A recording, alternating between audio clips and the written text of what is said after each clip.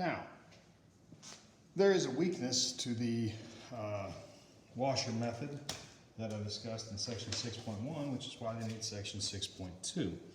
If we look at a function like this, y equals minus x squared plus 4x minus 3. Okay. First, I want to graph that. And I look at that and I say, well, how do I graph that? Well, I'm going to pull out a minus sign and say this is x squared minus 4x plus 3. I can factor that. That looks like x minus 3, x minus 1. That tells me that it's upside down. That tells me, well, I know it's parabolic because it's x squared. This tells me it's upside down. And this tells me where the zeros are. So this tells me I have a 0, 1, 0, 3, and this thing looks something like this. Okay. Now, if I say to you I want to rotate that around the x-axis, you do this, and you do all the stuff that I did in the previous section. However, what if I say I want to rotate that around the y-axis? That means it's going to make something that looks like this. Okay. Two little hills here, and it looks like the top half of like a bundt cake, if you know what that is. Okay, so what's going to happen? This is going to be solid, so it's going to be, the top is going to look something like this and come around like this. That's a terrible drawing. I apologize for my lack of three-dimensional drawing skills. But the point to make here is, if I rotate it around there, and if I draw my slice in this direction,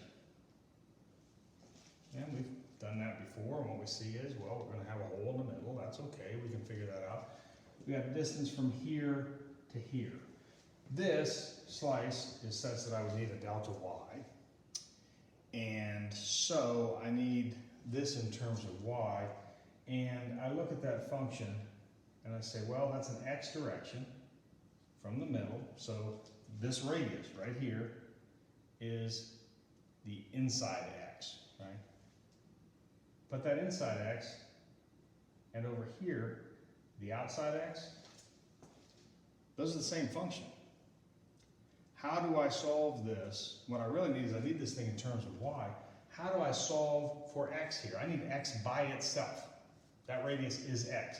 How do I get x by itself? Well, I can try. What can I do to get x by itself? Well, not a whole lot. I've got an x term here, so I can say, well, this is minus x squared plus 4x equals y plus 3. I still got two terms here. What can I do? Not a whole lot that I can do. So this is a problem that I have, is that because the same function is described, describes both sides of this, my x inside, my x outside. If I say, well, x outside is that function, x inside is that function, and I take the difference between the two of them, that's not going to work for me. Okay, so there's an alternative approach to this.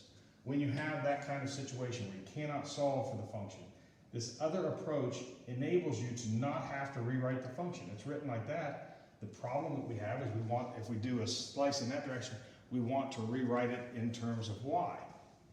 So the alternative is what's called the shell method. And the shell method works like this. I instead think about this thing. I've rotated it. Again, I'm not great at drawing that, and I apologize for that. But if I think about a slice like this, what does that slice look like?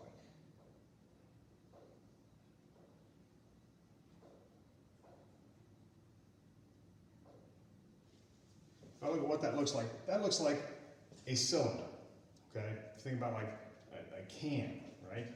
That's what that looks like right there. So if I think about that can, and think about, just a pop can or something, if you were to cut one side and unroll it, what it would unroll into would be a rectangle. And the rectangle, well, what different characteristics does it have? Well, around the outside here, that distance around the outside is now whatever this distance is right here. If I take that can, slice it, and unroll it, and I can show you this with a piece of paper, right? This is that, and when I unroll out, what do I get a rectangle. So this direction, the height of this thing, is still whatever the height of this thing was. So that direction right there is just that. Okay, that's the height. That stays the height. That's the same height that's right here. However, when I unroll this, how big this rectangle is going to be is going to depend on how big this circle is. And this circle, the distance around that circle, the circumference, is 2 pi r, right? And so that means this distance around that rectangle, when we unroll it, is going to be 2 pi r. And again, we think about what we need in order to do these types of calculations. We need to have an integral of an area, and then either a dx or a dy, depending on what we're doing. This would be an area in terms of either x or y.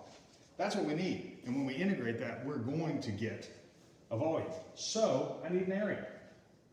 And the way I get the area of this circle is, or this unrolled cylinder, is length times width, right? That's what a rectangle gives us.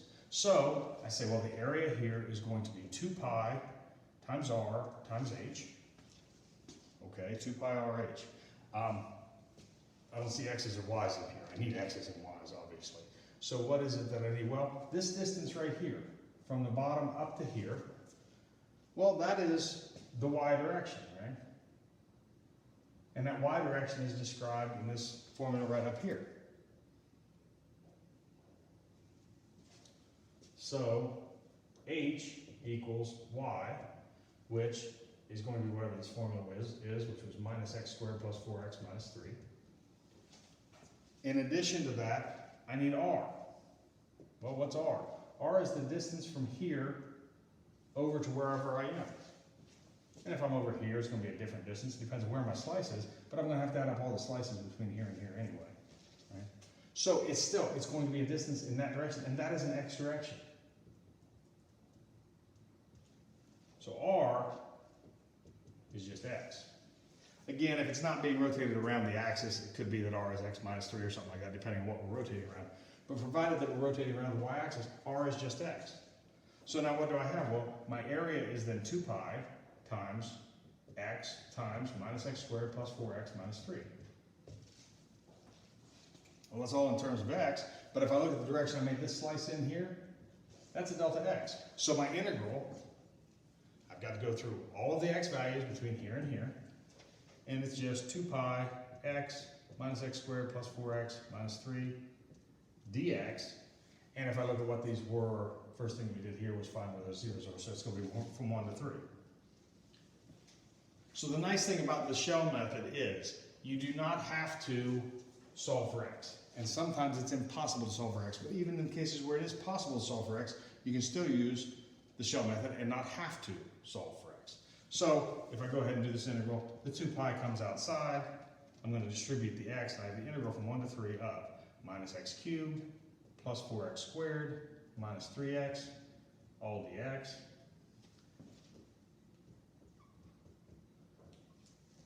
Again, not a difficult integral. It's all up to the power by 1 and divide by it.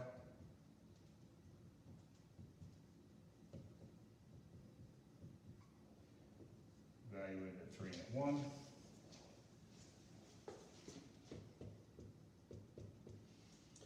And that looks like minus 81 over 4 plus 36 minus 27 over 2,